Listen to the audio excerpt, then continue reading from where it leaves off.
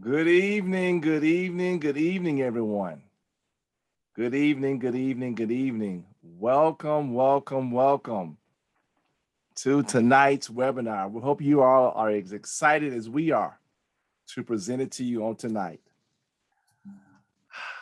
Wow, this is the final in our series on Turn Obesity Around. So we hope that you're ready tonight to get the summary of all that we've been doing since the first of the year. Thank you so much for joining. My name is Michael Miner, and I am the National Director of the National Baptist Convention, USA Incorporated, Hope Health Ministry.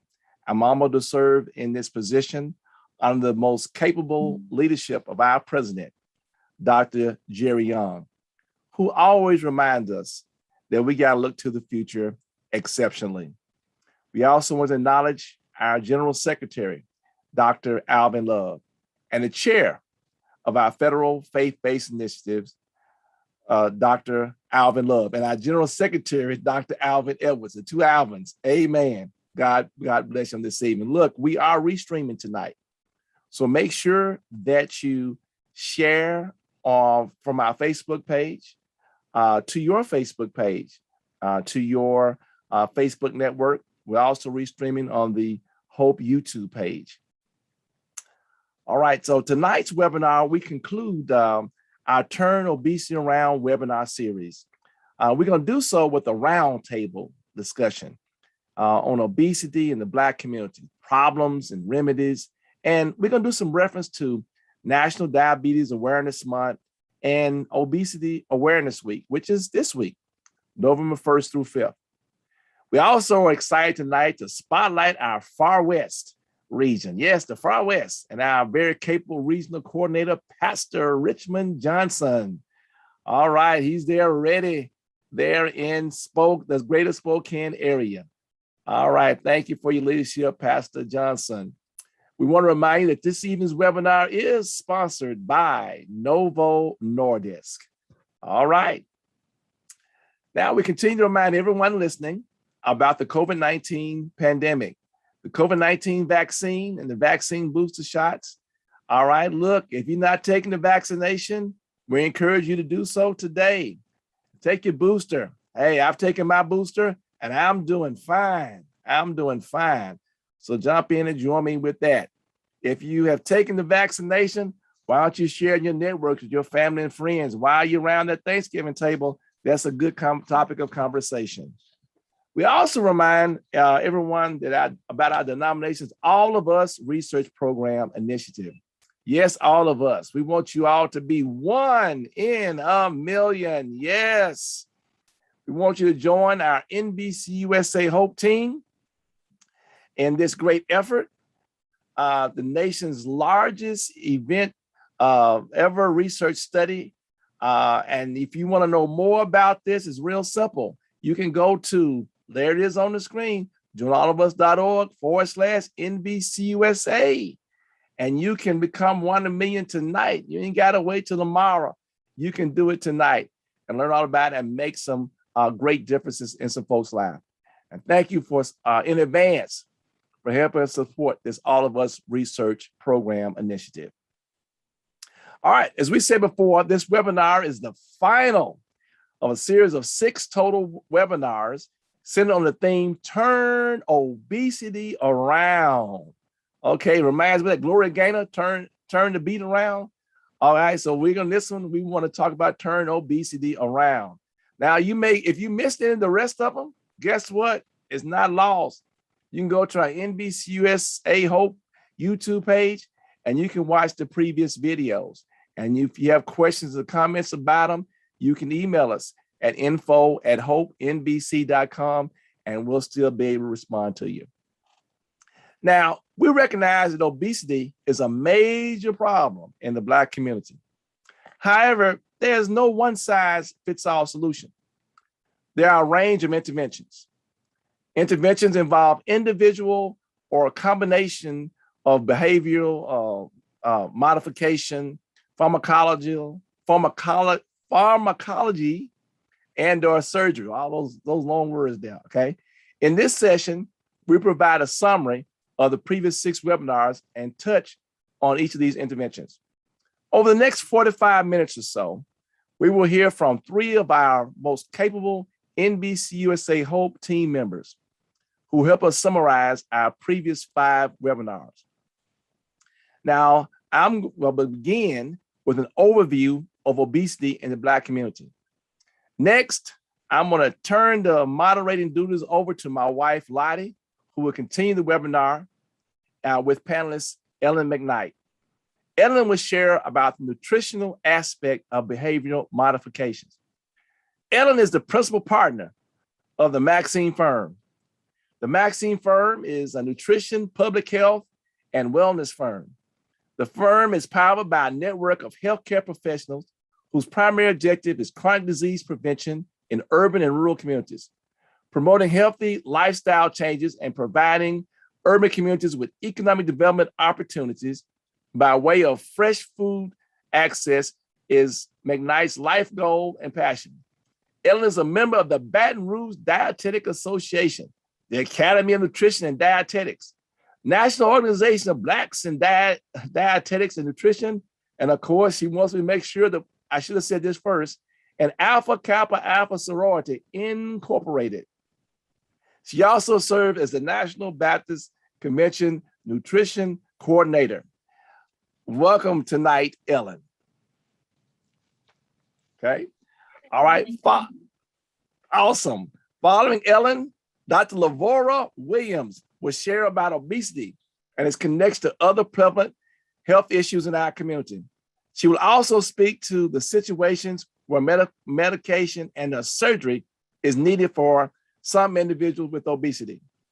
Dr. Williams is an associate professor in the College of Nursing and Graduate Studies at the University of Kentucky School of Nursing. She is director of the Community Health Advocacy Interventions Generating Equity Change team and the assistant director for Cancer Health Equity at the NCI designated Markey Cancer Center, where she holds the endowed research professorship in cancer health equity. Dr. Williams is chair of the MCC Diversity and Inclusivity Committee and a member of the Cancer Prevention Program. Dr. Williams received her undergraduate degrees in nursing from Union University and the Medical College of Georgia. She earned a master's of nursing, family nurse practitioner from Georgia Southern University and a PhD in nursing with distinction from Georgia Regents University. Her research aims to advance health equity among racial, ethnic minority, and medically underserved populations through community-engaged research methods to affect improved diabetes, cardiovascular disease, and cancer outcome. She is nationally recognized for developing culturally adapted interventions for implementation by community health workers in church settings. Dr. Lavora Williams. Good evening, Dr. Lavora. All right. And finally, Nettie Johnson. Nettie Johnson will share about the physical fitness aspects of behavioral modification. Sister Nettie Johnson is an author, podcaster, award-winning speaker, teacher, and founder of Education for Transformation. I like to call it ET, a wellness organization that develops and delivers curated education and programming addressing Black health disparities. A degreed and NCHEC credentialed health educator, Nettie also holds multiple fitness and health coaching certifications. Directly related to the topic of this webinar series, Nettie is an ACE certified weight management specialist. In this role and work, Nettie helps clients impacted by overweight or obesity to long-term weight management success through a balance of behavior change strategies, exercise, and nutrition. Now, I love this next part. Nettie is a Robert Wood Johnson Foundation cultural health leader. Yes, a Robert Wood Johnson Foundation cultural health leader. And she serves as National Baptist Convention National Fitness Research Coordinator. And she is director of Let's Move National Baptist. Nettie, welcome tonight. Thank you so much for having me. All right. And we would conclude tonight with remarks from our Far West Regional Coordinator, Pastor Richmond Johnson, who we're so excited to have his leadership in our Far West region. We'll follow that with updates on upcoming activities and a Q&A session. Woohoo! So now we've got the introductions out the way. We are ready. We're strapped in. We got some dynamic folks that are ready to come and share tonight. Look, if you hadn't shared on your Facebook, do that now. Let some folks know that we're wrapping these things up on turn. I supposed to do is I turn obesity around. There you go. So I turned around. There we go. All right. I know. What can y'all say about me? Nothing. Oh my goodness. All right, here we go. Let's begin with an overview of obesity in the Black community. All right. Now, Black women have the highest rates of obesity or being overweight compared to other groups in the United States. Now, check this out. About 4 out of 5 Black women are overweight or obese. In 2018, non-Hispanic Blacks were 1.3 times more likely to be obese as compared to non-Hispanic whites. The same year, Black women were 1.3 times more likely to be obese as compared to non-Hispanic than non-Hispanic whites, 50% more likely to be obese. From 2013 to 2016, non-Hispanic Black females were 2.3 times more likely to be overweight as compared to non-Hispanic white females. People who are overweight are more likely to suffer from high blood pressure, high levels of blood fats, diabetes, and LDL cholesterol, all risk factors for heart disease and stroke. In 2018, Blacks were 20% less likely to engage in active physical activity as compared to non-Hispanic whites. Wow. That lets us know that we have as we say down home, a hard road to hoe, but it's not an impossible road to hoe. All right. Now it is my pleasure to present my wife, Lottie Minor, to moderate the remainder of this evening's webinar. And Lottie is modest, but she is a project director for our NBCUSA H.O.P.E NIH All of Us research program, a nearly $4 million grant-funded initiative over the next 5 years. And I want you to know she is my awesome, fabulous, wonderful helpmate. Sister Minor, it's all yours.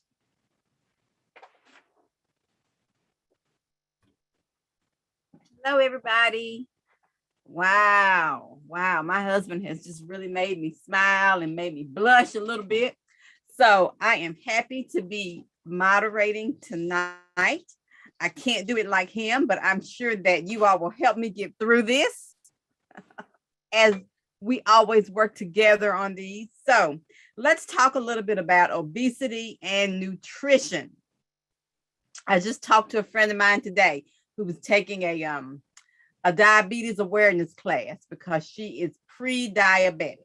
And that seems to be the going thing this year and last year. Everybody you talk to almost is pre-diabetics, they say.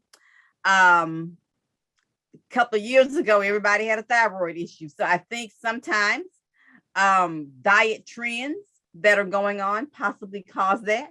But the bottom line is folks are trying to get past this obesity issue, regardless of whether they have one of those diagnoses or not. So, Sister Ellen, you are our resident nutrition expert. Would you share a little bit about your work? Thank you so much, Dr. Minor and Sister Minor. Hello, everyone. My name is Ellen McKnight, as he mentioned, and Sister Minor mentioned.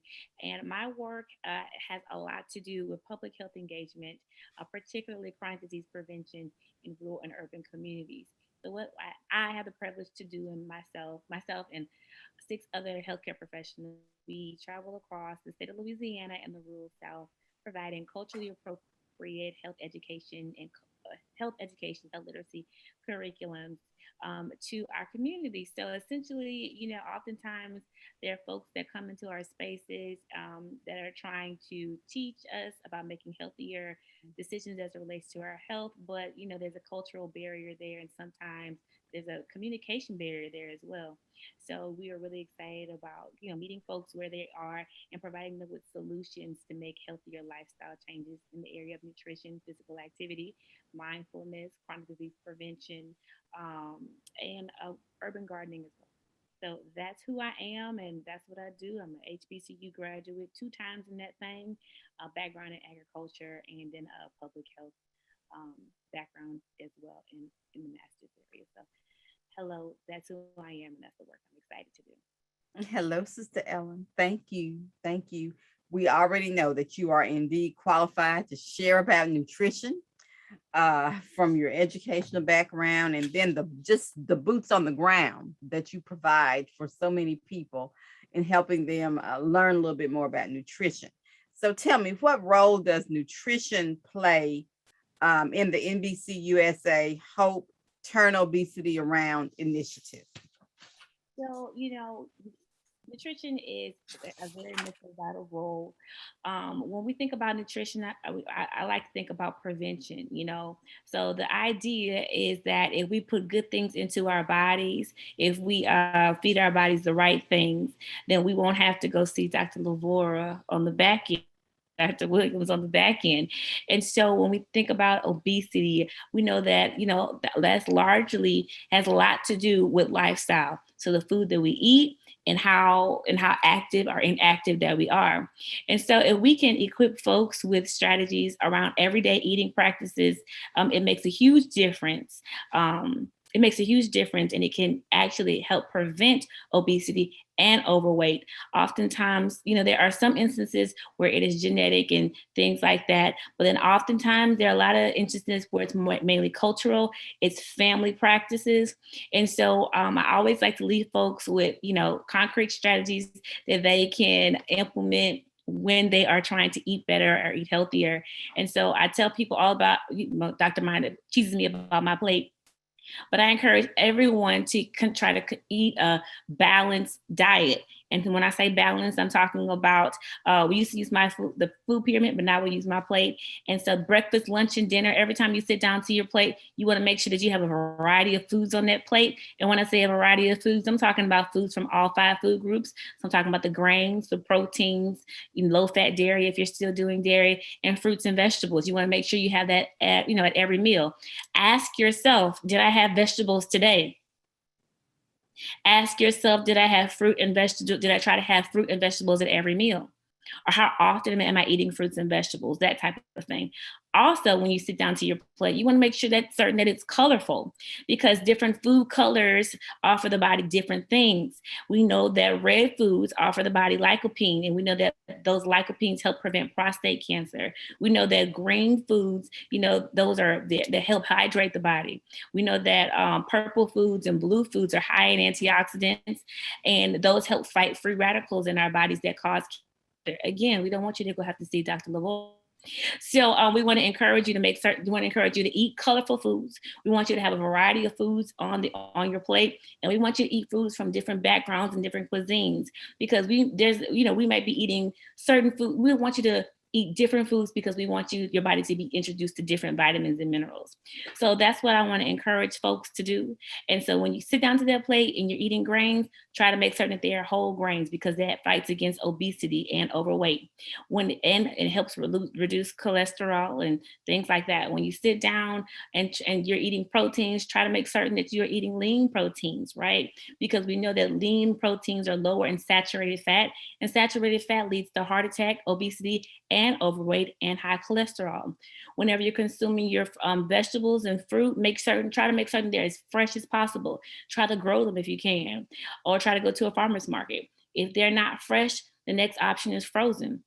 If you can't get them frozen, try to get them out of a can. If you're doing a can, you want to monitor that sodium, because we know that sodium also attracts water weight, and it also impacts heart disease, heart health as well. So you want to make certain that you drain.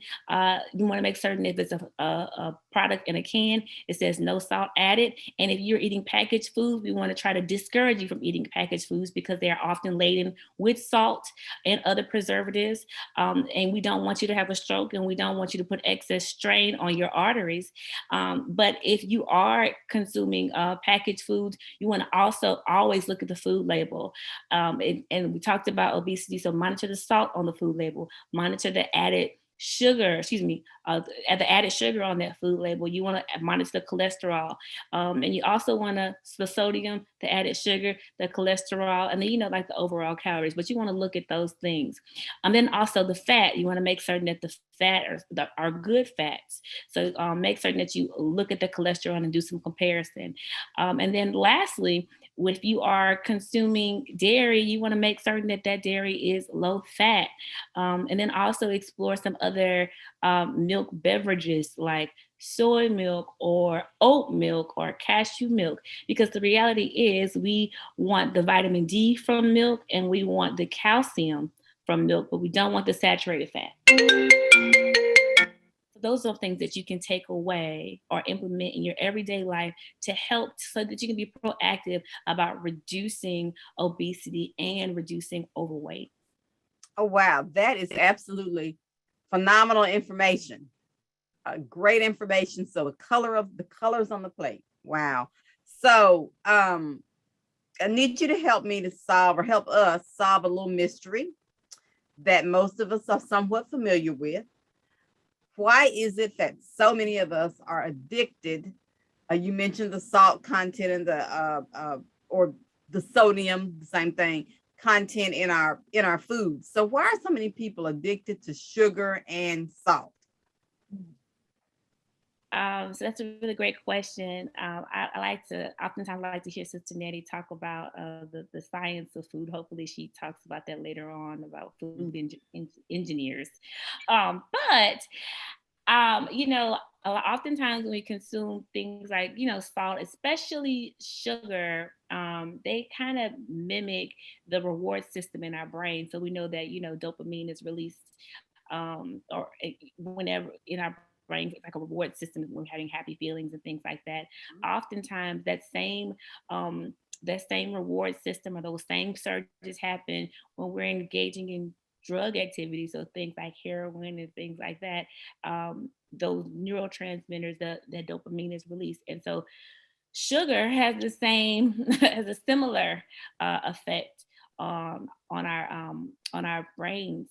And so when we're consuming a large amount of sugar or added sugar, that's kind of the addictive response. So like if you're getting that surge of dopamine, you're feeling happy, you're feeling good, and so when you come down from that high, you want to do it again. And so whatever you were doing to give you that feeling again, that's eating sugar, then you'll develop a taste or a craving for sugar. So what you want to do is, like, just be conscious about that.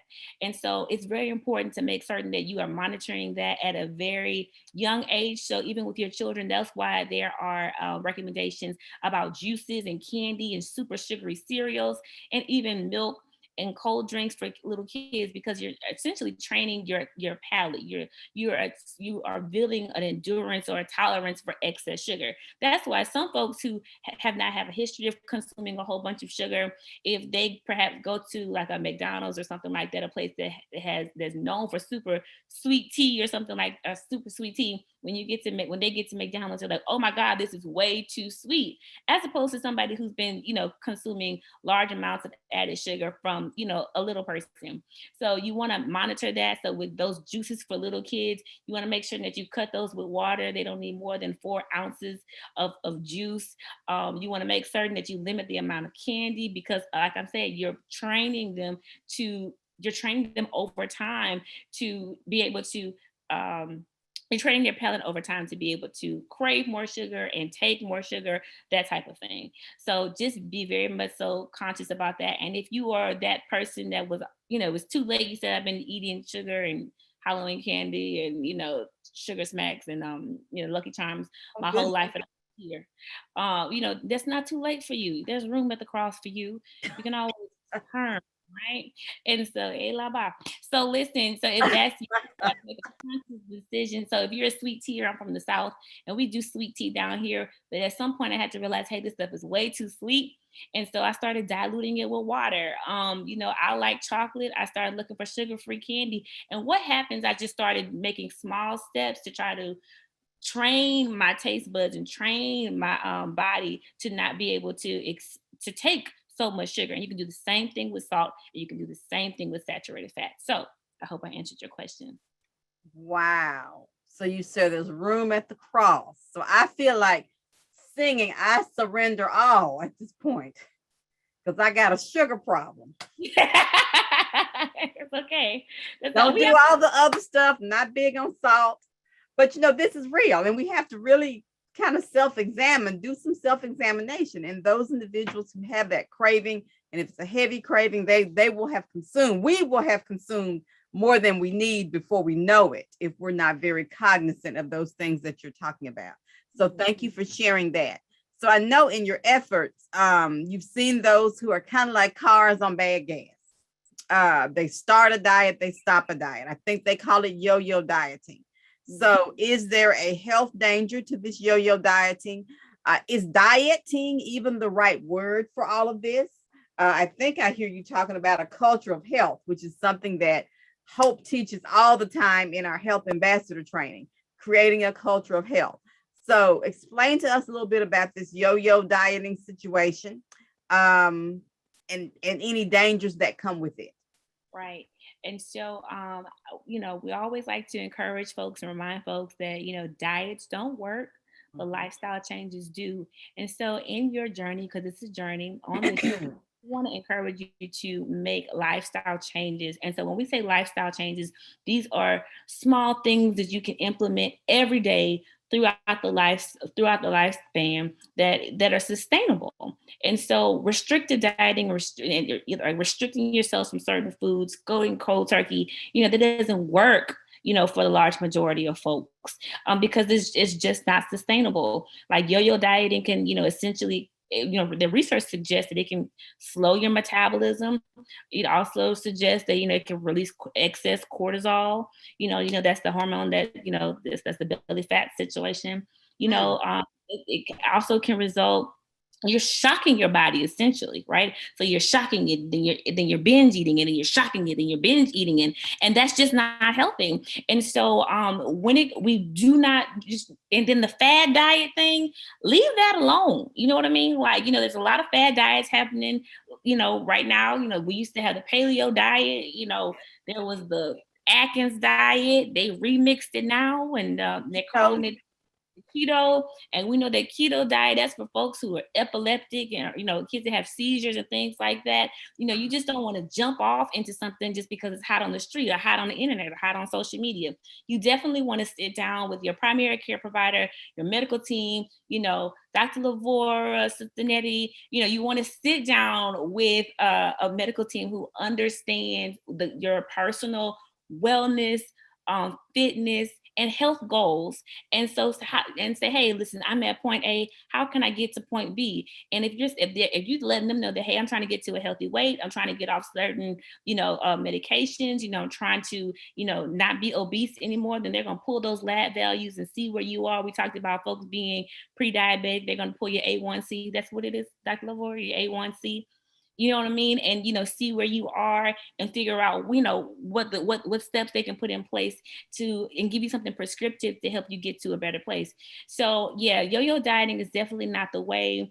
You really want to make the small lifestyle changes that's improving your diet, eating whole foods, not the store, but eating real foods, staying physically active, making certain that you are checked in with your primary care physician and your wellness team. So yes. Wow. So Yo-yo dieting is a no-no. Healthy lifestyle, lifestyle changes, gradual changes. Super, super. Is there anything else, Ellen, that you would like to share with us tonight? No, I'm excited to hear from Dr. Lavore and Sister Nettie. They always bring a different perspective, and I always learn. So thank you all. Wonderful. Thank you. We've enjoyed everything you said. Let's move on over to Sister Ellen. I'm sorry, to Sister Dr. Lavore Williams. Dr. Lavore Williams. Thank you again, Sister Ellen McKnight. Dr. Williams. Dr. Williams, Yes, hello. ma'am. Hello. You two have a personal connection to obesity and its relationship to health. So do you mind sharing about what drives your passion for this area of health? Ooh, so what drives my passion? I would say two things. One, clinically, just having been in training, and I hear these statistics all the time. Oh, Black people, #1 with cancer, #1 with diabetes, #1 with heart disease. And being a Black person in healthcare, oftentimes I was the only Black person in the classroom. So when these discussions came up, all eyes turned to me. Wow. And then just over time, and just recall growing up watching my mom, who was overweight, suffer from diabetes, eventually being diagnosed with colon cancer and dying from metastatic colon cancer. And then one day through my research, learning that with lifestyle change, as Sister Ellen discussed, that we can decrease our risk for diabetes just through our daily activities. And that was just eye-opening to me. And really what was the catalyst for my research. Wow. It's just teaching people how to make small changes throughout their day that ends up resulting in big changes in their health. Oh, that is super. And that's a great testimony. You were motivated by what you saw personally. Exactly. And hopefully that's what motivates all of us. That's fabulous. Absolutely. So talk to me a little bit about some of the negative health consequences of obesity. Well, the consequences of obesity are psychological as well as physical. And we talk a lot about the physical, and it's certainly important, but the psychological consequences, low self-esteem. We know that individuals who suffer from obesity and overweight are oftentimes victims of bias. Sometimes they have more depression and anxiety than normal weight people. And sometimes that depression and anxiety can become more serious and lead to bulimia, where people become seriously ill based on their restricting their diet too much. The physical components of obesity, we hear a lot about prediabetes, type 2 diabetes, which is closely associated with our weights, hypertension, high cholesterol, heart disease and stroke, gallbladder disease. Our joints break down from carrying excess weight, sleep apnea, and other respiratory conditions, and then even certain cancers, namely colon cancer, such as what my mom had, and breast cancer.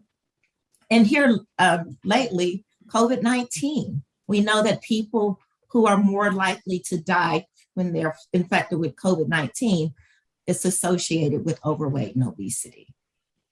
Oh, wow. Wow. That's quite interesting. So it seems like to me that people would want to do better about their weight, knowing that not doing so is effectively a death sentence in many cases.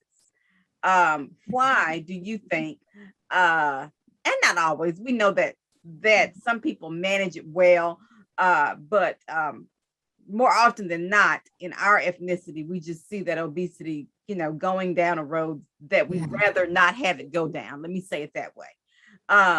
So why do you think that so many people who are suffering from obesity, and we know that it is a disease. I mean, you've talked about all the things that it affects in our lives. So why do so many individuals have problems, number one, losing the weight, and then number two, keeping the weight off? Well, it's very challenging. Number one, we live in an environment that's obesogenic. We upsize, we have supersize and double burgers and triple burgers. So we live in this environment that really makes it difficult for us to change our behaviors. And then secondly, changing our behaviors, it's very difficult to change your behavior. As Sister Ellen was saying, oftentimes the way we eat and drink, it comes from our childhood, our culture even, and how we were trained, how our taste buds were trained. So it's very difficult to change our behaviors, living in the environment that we have, and just because it's difficult to change anything. Sure, because change is sometimes painful. Yes, and change is hard. It is. So that makes a world of sense. And thinking about our culture, and this is across the spectrum of races. This is not specific to people of color, but I think the way that we work, people work strange hours. Is there time to cook? Actually, when we were signing on for this webinar before we went live, we were joking about what's for dinner. Yes. And oftentimes people have every desire to cook a healthy meal, but they get bogged down with so many things that are going on. So we have to just make those little changes. One of the initiatives that we did in our church was teaching young women how to use the crock pot. So when you get home after a 10 or 12-hour day, you can have a healthy meal to help kind of overcome some of these things that you and Sister Ellen have talked to us about. Oh, yes. And when you walk into your home, when that crock pot is cooking, that smell. It does something to your very mood. rewarding. Absolutely. So we talked about, I just mentioned one intervention right there that we can do in terms of lifestyle change. Yeah. But share with us some other effective interventions for those who don't have success with this lifestyle change or behavior modification, as we call it. Well, lifestyle change is first, because even with the other two options, surgery and pharmacology, lifestyle change is still a big part of that. Mm-hmm.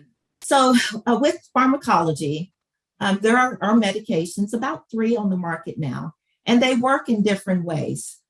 Some of them work by inhibiting how fat is absorbed in our bodies. Others work by increasing our serotonin levels in our brains and bodies. And others work by just making us feel more satiated, more full after we eat. Mm-hmm. There's even one that is very new. It's called Wegovy. It's a higher dose version of Novo Nordisk, actually. A diabetes drug, but it's a long-term weight management drug that's recently on the market. So there is a place for pharmacology in our lifestyle change. Generally, it's after lifestyle change, and it's based on a person's weight, a person's BMI. So a person who has a BMI of, let's say, 26 or 27, the clinician may not recommend medications for them. But again, if let's say that same person had a BMI of 28 and they also had diabetes, or they also had other conditions that are associated with being overweight or obese, then they may be recommended to take medications because they have higher risks for heart disease and other things. Okay. But generally, the medications that we use for weight loss are short-term, generally speaking.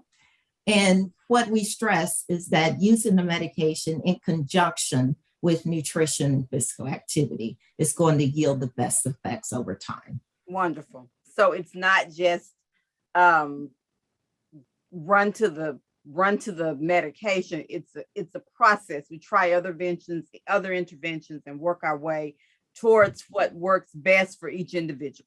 Yes, generally speaking, unless we have chronic conditions that necessitate starting medication sooner. Wonderful. What about surgery? We hear about that so much. Well, surgery is an option. Again, after lifestyle change, generally speaking, there's generally 3 surgeries There's the gastric bypass, the gastric banding, and the sleeve. And again, it's recommended based on an individual's degree of obesity and their other weight-related conditions, such as diabetes. Oh, wow. So there's 3 different potential surgeries. It's interesting. Yes, 3 different kinds, yes. So do we need to change our conversation about obesity and include all these options? You know, we have these health ambassadors and others who are training folks on health. How should that conversation look? The conversation should look very similar to how we manage any chronic condition, because obesity is a chronic condition. It's not something that we prescribe something and the person is cured. It's something that a person has to live with and modify their lifestyle every day to be successful in their weight loss. And it's just as Sister Ellen said, it takes a team that's comprised of a nutritionist, a behavior person, oftentimes a clinician, a physical activity person, because it often takes all of these individuals to help a person be successful with a lifestyle change journey. Wonderful. Wonderful. Thank you for that information. So is there anything else that you'd like to share this evening? No, other than to say that obesity is just like any illness. And I think that if we consider it in the full spectrum, such as that it's just like any illness. And as we know as Christians, that all illnesses are not unto death, that we can turn obesity around if we change our mindset first, think about our culture and why we're eating the way we are, why we're preparing our foods the way we do, why our physical activity levels are as they are, to really think about those things and work with our clinicians and team of individuals to help us change our lifestyle. Wonderful. Wonderful. Great information. Thank you so much. You've given us great options to help us turn obesity around. So thank you, Dr. Williams. We appreciate you. We are going to talk now about obesity and physical fitness. All right. Nettie Johnson is our next panelist. And in addition to almost 20 years of professional experience in the weight loss field, Nettie has some personal experience with dealing with this issue. Thank you for being here tonight. Can you briefly share a little bit about your story as it relates to obesity? Oh, sure. Thank you for having me. And let me tell you, I've just been sitting here like applauding, giving rounds of applause. Both Sister Ellen and Dr. Lavoria, they laid it out. It's like, let the church say amen, let's go home. Mm-hmm. But I just to share a little bit, you asked about my personal experience. This whole concept of healthy weight management and the links to us owning our health and being good stewards, it's a very personal thing. Starting back from, my childhood, I was medically deemed a medically overweight child. I also had exercise-induced asthma. So I was sedentary, so much so that because I thought that I was allergic to exercise. So not only did I not exercise, I literally was afraid to exercise. So I was sedentary. That's contagious. Let me tell you, and I had extra weight on me. And you know what? I didn't think anything about it. It was somewhat common, not only in my family, but in people around me. We just didn't think anything of it. My mother was like, "Oh, baby, don't worry about it. You just pretty plus." Y'all remember that line of clothing from Sears? They had the pretty plus clothes. Yeah. So, I didn't think about it until when I was 17 years old, my father passed away in his sleep. And that startled and shook our entire family. And one of the outgrowths of that for me is that it changed the way I started to look at health. Because prior to that, everybody in my family has hypertension, diabetes, some combination of chronic diseases. And I just thought that was natural. I thought that once you get to a certain age, just like this gray hair comes on my head, I thought that you're going to have diabetes, you're going to have hypertension, because it was just so common that it had been normalized. And when my father passed away, it caused me to look at how I was seeing myself on that path. And I wanted to do some things even at that young age, probably or maybe in my 20s when I got out on my own. I started to try to make some lifestyle changes. Here's the thing. I started and I went from being totally oblivious to what I was eating to obsessing. All of the things that Sister Ellen said don't do, I did them. I was strong and wrong. The yo-yo dieting, the trying the different stuff, you name it, the teas, the this, whatever was popular at the time, I was in it. I was strong and I was wrong, and the weight would come off and it would come back on. I went through this yo-yo dieting so much trying to be healthy that I ended up destroying my gallbladder, had to have my gallbladder taken out. The doctors were kind of like, you're making yourself ill in your efforts to be well. The struggle didn't end there. Literally, I battled and struggled with my weight, trying to control my weight to prevent myself from getting all of these other conditions that I had a predisposition to. And it didn't really start to click until around 2000, when after working for the world's largest weight loss company for about 10 years, and even though I was able to get my weight down into a healthy range, I was still struggling. I was still obsessing. I still had a skewed relationship with food, a skewed relationship with exercise. So it wasn't still well, you know what I mean? And eventually I got to a place where I surrendered it to God, and I changed it from being an obsession and something that I was trying to fight and control. So I went from ignoring it to over controlling it to surrendering it to God and using all of the resources that God blesses us with to enact stewardship in my life. And so, as it relates to food, I started doing what I call temple care cooking, which was really all of the things that Ellen is talking about, really being mindful of what I was eating. I started exercising and went from not exercising to getting, multiple fitness certifications and helping other people, go from the couch to running 5, 10Ks, half and full marathons, as well as just embracing walking as a way of spiritual discipline and exercise.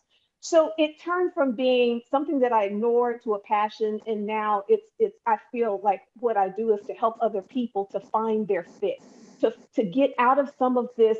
Dr. Lavore, Ellen, they were both saying this, that we have so many things that press upon us and keep us in a place of dis-ease as it relates to how we care for our body. And so it's around helping to shift that and to take steps, specifically around behavior modification, so that it can support our efforts towards being more healthy and well.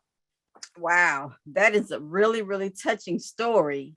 It sounds like that tragic loss of your dad kind of pushed you into a place of being self-aware. And we know that in any part of our life, self-awareness is the key, whether it's mental, physical, or spiritual. We've got to kind of know what space we're in and know it for ourselves. To borrow from our pastors, they say we need to know what we know, and sometimes we don't, particularly when it comes to our own health. So that idea of self-awareness is just fabulous.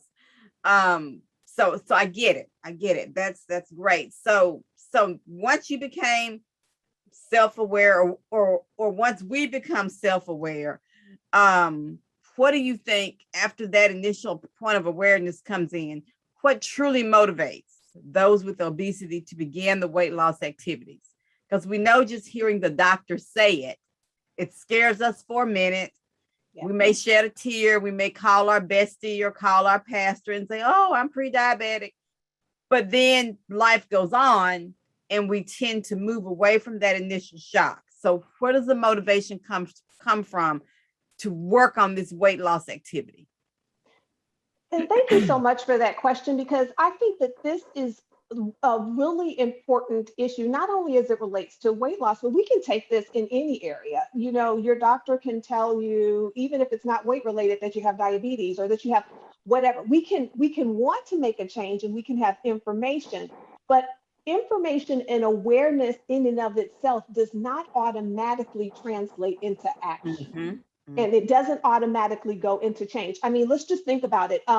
There was a study by NPD back in 2014 that said that more than 1/3 of prescriptions remain unfilled. And it's not because people don't have the money sometimes. The doctor prescribes it, people sometimes just don't get it. Mhm. Ellen, talked about My Plate. There was some research, maybe it's about 5 years old or so, but there's research that said that only 2% of Americans eat daily along the lines with My Plate. Now, this may be old data, but my goodness, if we look at exercise, more than 80% of people don't exercise as much as we can. And so education is important. I'm a health educator. Ellen does some of the most impactful health education I have seen.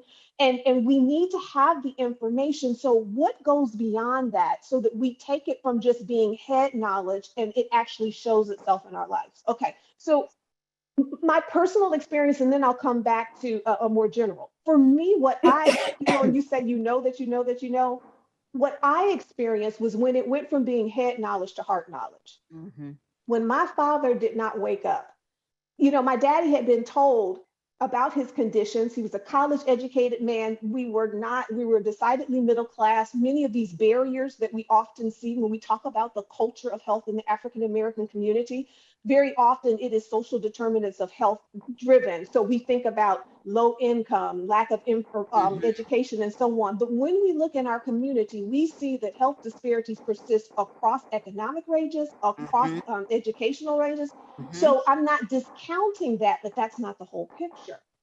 I noticed and I watched my father, who was one of 11 children, and many of them had the same situations. When daddy didn't wake up, for many of my uncles, it went from head knowledge to heart knowledge. So all of a sudden, the stuff that I know that I should do, it became important enough for them to start to make some adjustments. And I saw some of those changes. Now, we don't have to have this kind of a loss to always make change. But what it has to do is it has to move beyond just something that I know to something that moves us. And so in preparing for today and praying about it, three things were really laid on my heart that I wanted to kind of just go into for just a second. And Dr. Lavoria, she hit on one of them. And I think that part of what we need to do, because this whole concept of behavior change and changing our modification, even if the change is getting the surgery, doing medications, and then of course you have to adjust your food, your activity, all of those kinds of things as a support to maintain that. I think that some of the things that we have to really start and go from awareness to say, is this head or is it deeper than that? Is to first ask ourselves, what are my beliefs around this? Okay, so as it relates to weight, what are my beliefs around this? And what shapes those beliefs? Now, Dr. Lavoria she mentioned culture and that we have an obesogenic environment and there's things that are around us. And she also talked about culture. We're dealing not only with experience. Maybe this is the way I have always eaten. This is the way I have always, maybe exercise has never been a part of my life. This is something that is generational. We have that aspect, right? But we also are shaped from things that go deeper than that. Mhm. Consider in our culture, Dr. Miner started off by reading some statistics about African American women. Look at how culture is shifting regarding weight, Mhm. because we live in a society now where more people have the condition of overweight or obesity than don't, right? If you add those two together, more have it than don't. We have begun to normalize an abnormal state in our bodies. Mhm. So much Mhm. so that culturally, we are also seeing a shift where it is becoming, in a way, embraced. Now, I am not speaking against positivity and loving yourself. But when we get to a place where we focus on how I look more so than how I feel and how my health is, let's just be real. I'm talking to women now. How many times have we said, because I'm just going to talk about myself. I used to say this, my man like it. It don't matter that I'm bored of, I'm about to go into diabetes and I have all this weight, but that's okay as long as I look good, as long as I can find some clothes. Do you see how culture, do you see what I mean? So we have sometimes these things that have been external that then we internalize. Let me give you another example. And this is a deeper one that I think has really happened. And this is specific for African American people. We have a unique experience on this earth. Our people, we are strong and we have been through some stuff. Let's think about our ancestors. Yeah. And when a people have been denied something for so long, part of what happens in this shaping is that we begin to lower our expectations. Mhm. We begin to lower our expectations regarding health. So much so that in our community, health is not understood, it is Right. not valued, and it is not often pursued. How many, y'all talk to me? Are you here? Amen. We have to look at this. So there's this external thing that is going on for generations where Mhm. we don't even understand it. How many times, and we're going to talk about in church, how many times, I got to, okay, it's a mosquito, wait, okay. How many times have we Thought you were heard in clapping in church? the middle of your sermon. No, I was killing a mosquito. How many times have we heard, I got to die of something? Yes. How many times have we heard statements? You Mhm. know that that's going to run your pressure up when you eat that smothered pork chop. But that's so we have flipped this thing so much. When it comes to food, our people were given the scraps. We Mhm. were given things that were thought of as not healthy. They thought that black eyed peas, that was typically given to cows. Come on now, chitlins. That's the stuff that they were throwing away. We had to eat it. Now we done flipped this thing and made it a delicacy and called it a culture. Right. We have embraced a culture of things that keep us unwell. And this is so deep, y'all, that what we have to do and what I had to do and what I do in working with African Americans is I say, what do you believe? Let's be real, let's be true. What shapes that belief? And if Mhm. we go to scripture in Romans, it says that we're not to conform to this world, we're to be transformed by the renewing of our mind. That conformed, if you go and look at a word study, it has to do with shaping, thinking of being molded by outside pressures. Y'all, we have outside stuff that shaped us, and if we have internalized it, we now sometimes defend it. So when we're talking about awareness, I say that knowing what to eat and knowing that I should exercise at least 150 minutes per week, that's the beginning. But let's go and really look at, what do I know about why I believe what I believe? What has shaped it? And here's the flip. The flip is then it says renew your mind. Then we need to go and say, but what does God say? What does Absolutely. God desire? We know that God desires that we be in good health. We know that God desires that we treat our bodies as temples of the Holy Spirit, and that the way that we treat our bodies are acts of worship, right?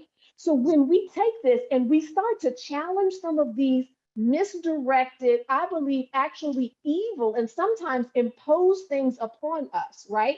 And we take some of these things that we have held truth. I often say with people, I challenge that limiting belief. I say that all the time. Sometimes when people say, I challenge that limiting belief. We have to do that and then look at, what does God say? And when we do that, our eyes begin to open, and we can open ourselves up to things that God has put in place around us, because he equips us to do what he desires. We just have to do our part. I'm sorry, I think I went too far with that question, but okay, No, you didn't. No, I'll you stop there. didn't. Because Okay.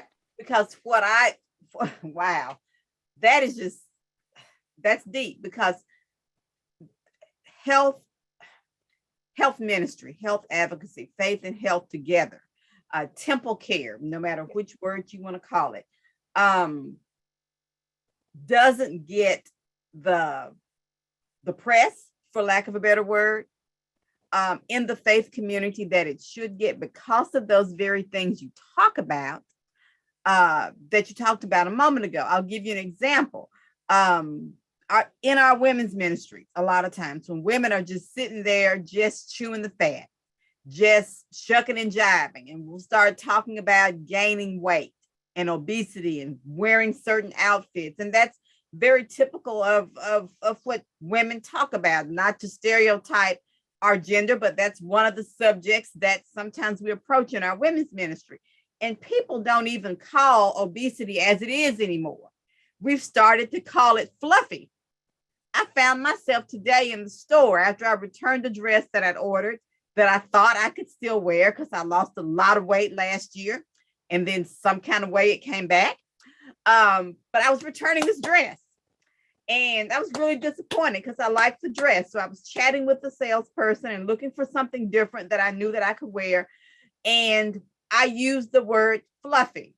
I said, oh, I've gotten so fluffy, I can't wear this cute dress.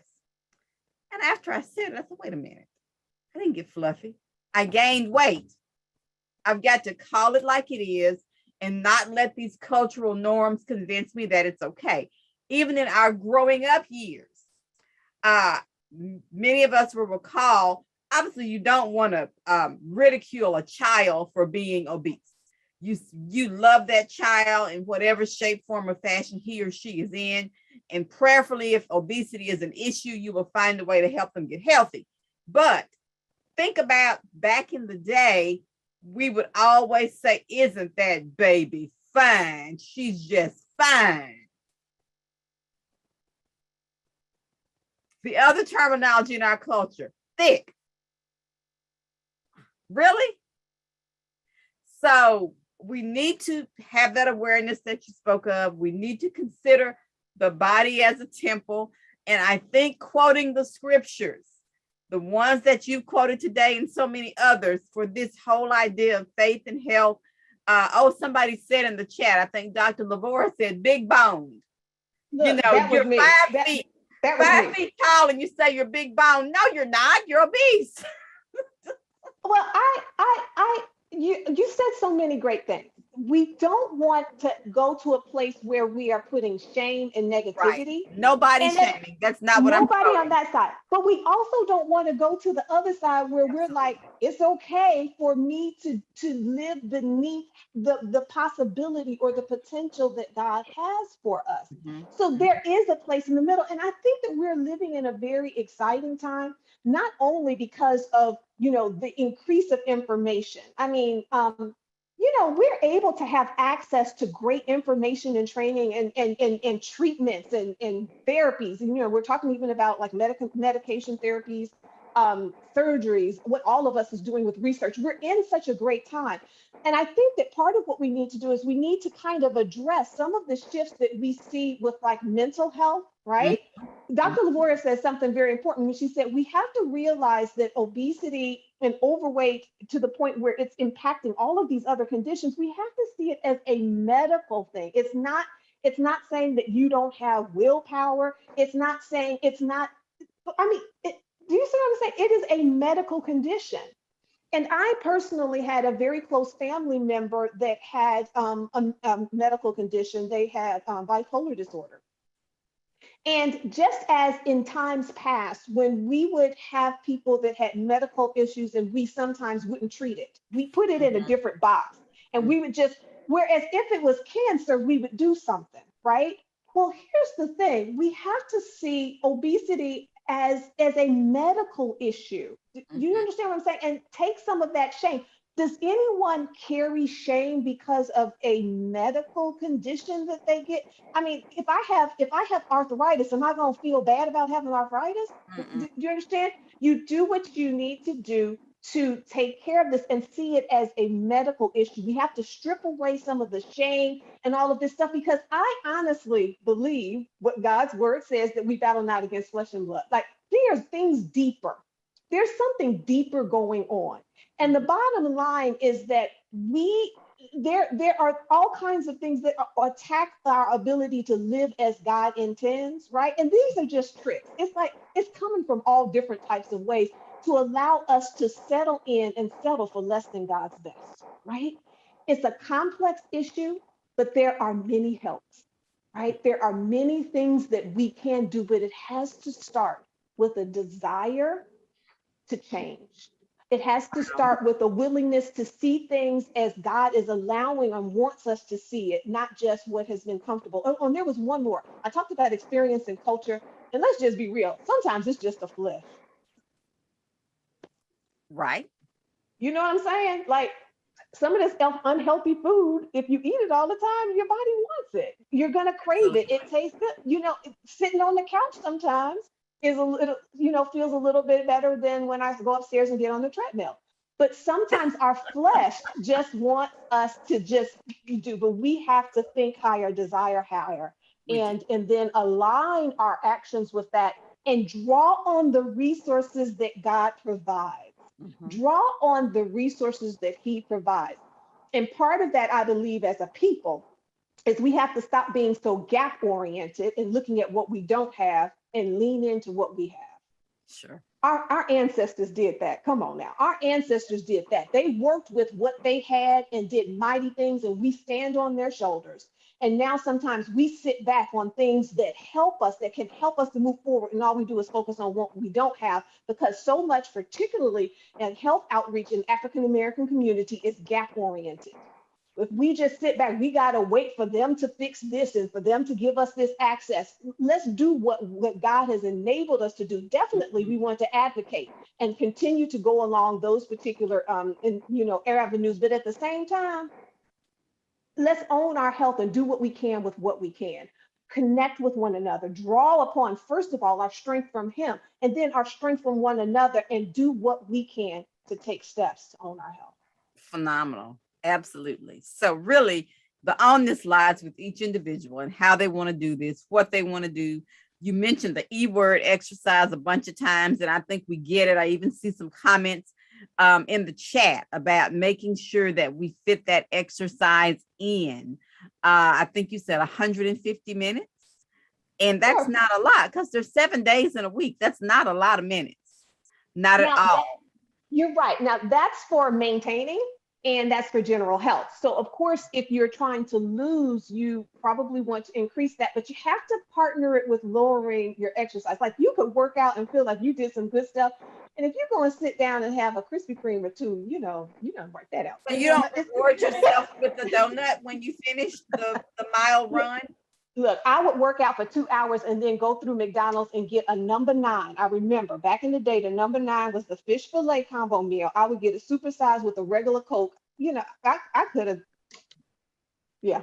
Like I said, Sister Ellen, all that stuff you said don't do, I did it. Every one of them, everything you said don't do, I did it, and I did it well. So if we're gonna indulge in those things, we got to be mindful about it. We got to be aware. If we have that piece of cake once every blue moon, we need to savor it. And those times when we're not having it, we need to find healthy substitutes that are going to satiate us and still be healthy. I think it's what I hear all three of you ladies saying. So I see in the chat one of our resources that we can use. Thank you, Sister Ellen, for putting that in the chat.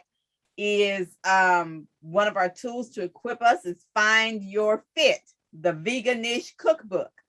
And the author of that cookbook is our own Nettie Johnson, who's right there on the screen.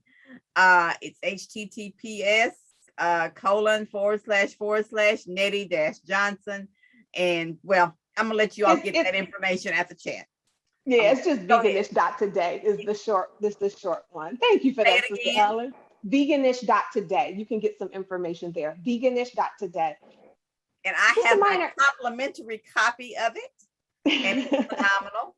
But there are many ways. We are not saying that everyone needs to be vegan. Just as we're not saying that everyone needs medication or everyone needs surgery. This is not a one size fits all. But we do all need to be aware of our nutritional needs, and we all need to increase the exercise. And exercise for Dr. Johnson may not be the same type of exercise that works for me. We've got to get what works for us. We had a great exercise program a couple of years ago that was chair exercises for senior citizens.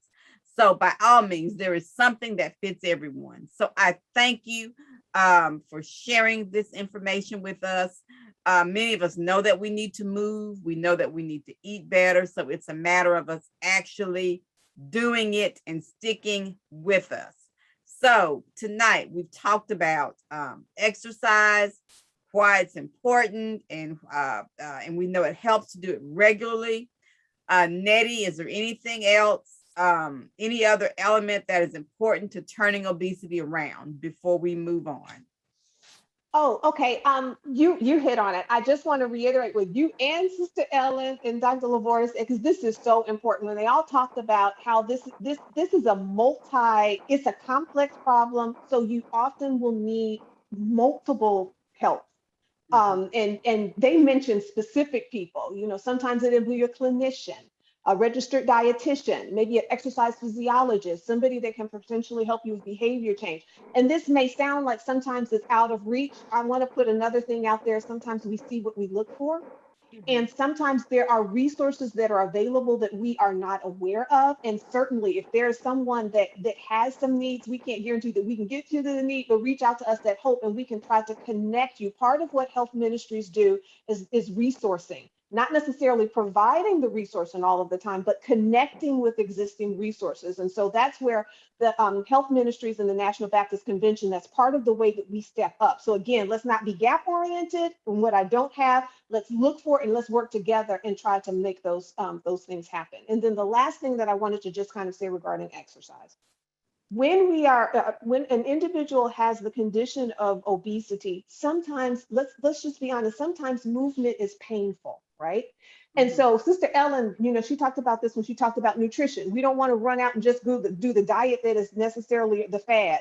Sometimes people will, okay, everybody's doing this type of exercise. And so they run off and try to do something that is not a fit. You use those words, Sister Minor. We have to find what is going to be a fit for you. And be extremely excited if your beginning in exercise is doing movement that is corrective to relieve some pain.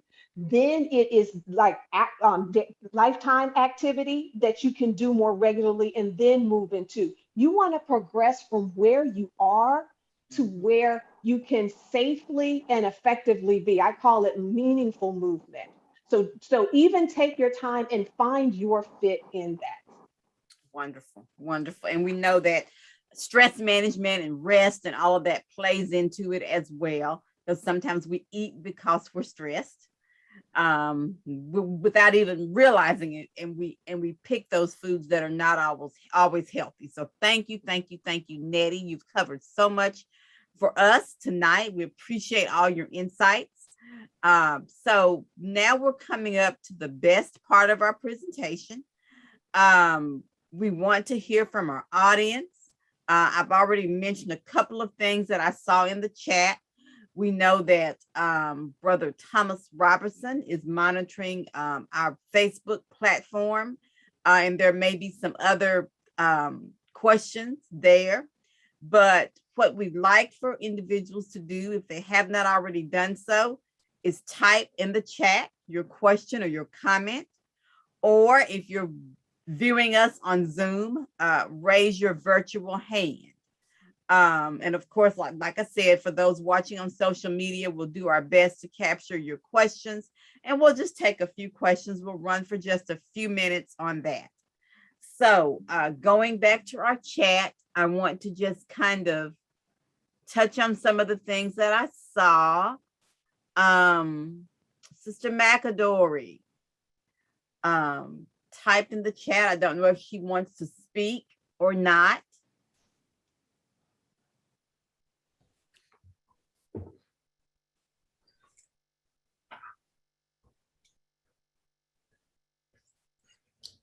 No,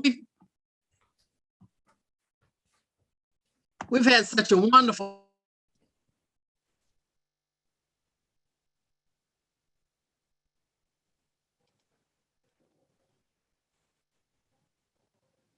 Okay, so no, Sister Lotta, we've had such a wonderful panel that's given us so much great information tonight. I'm just excited to hear all that we can do, how the Word of God can help us to do all that we need to do. And if we just take a look at ourselves, we can do better. We don't have to take the status quo. And it was so great to hear Sister McKnight and Dr. Lavoria and Sister Nettie on what we can do for ourselves. So it was an exciting panel tonight. Thank you so much for wonderful. Thank you. We always appreciate your comments. I think there's some other comments, but the ones that I'm viewing here are on Zoom, and we'll come back to our Zoom comments as well. But I wanted to give Sister McAdory an opportunity to speak. We want to take a moment to acknowledge Novo Nordisk for being the major sponsor of the NBCUSA Hope Turn Obesity Around initiative. We are so thankful for their participation tonight. Again, Novo Nordisk, our major sponsor for tonight. All right, again, we want to acknowledge our convention leadership.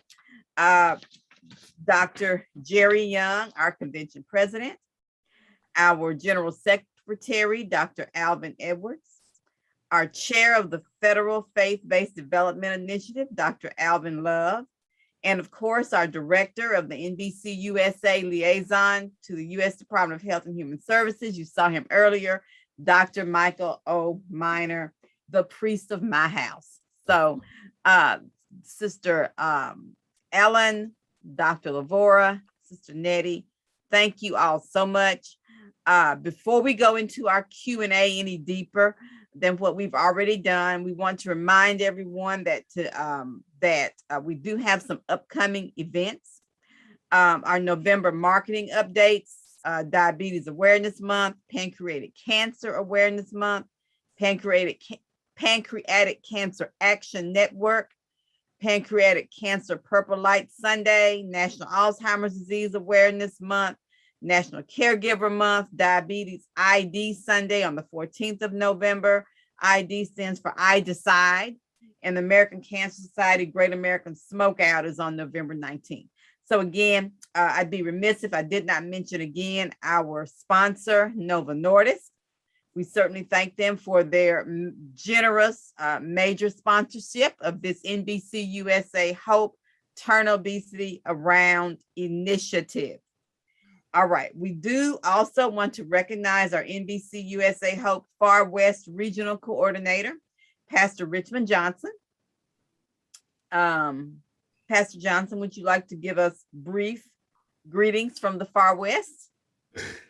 Praise the Lord, everybody. I'm happy to be a part of this wonderful movement. To our host, Sister Mana, who always has great questions. Thank God for Jesus. We are thankful for the wisdom of that God gave Dr. Jerry Young, National Baptist Convention USA Incorporated President, and the way he's guiding us through this pandemic. I'm grateful that we were able to build a connection with our innovative director, Dr. Michael Minor, who is creating a lot of new methods to help us with health wholeness ministry. And Dr. Minor will also be our keynote presenter at the North Pacific Baptist Convention Fall Board meeting on November the 13th here in Washington State. Health outreach, prevention, education is so needed as we struggle with this COVID-19 vaccine. And so I'm excited to be the Far West coordinator for the Hope Ministry, and overjoyed that Pastor Welton Pleasant, the VP for the National Baptist Convention USA Incorporated, who's given leadership to the Far West, has agreed to ensure that we have ambassadors in place to work with Alaska, Arizona, California, Nevada, Oregon, and Utah. And we're just excited about all the research that all of us researchers is helping our churches and communities realize one size don't fit all. And the resources that we have that were highlighted today.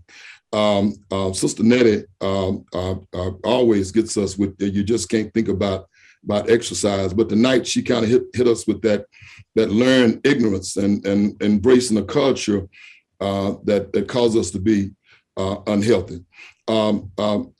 Sister Ellen has convicted me almost every time I see my plate with white and brown potatoes and gravy and pork chops, and so I always try to get some carrots or something.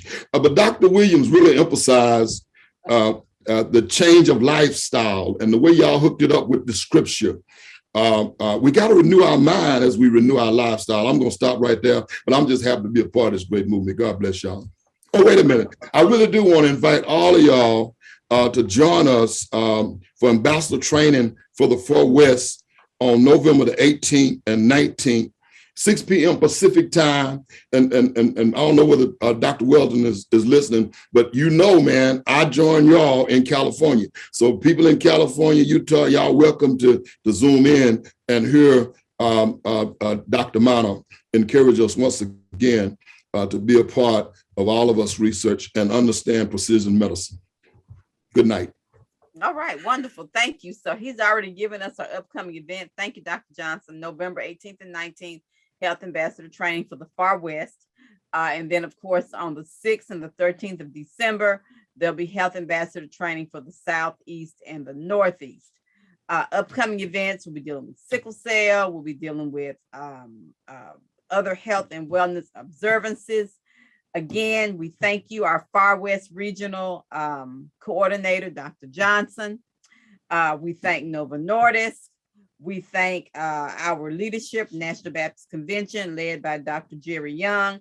I do want to share with everybody our web pages, www.hopenbc.com.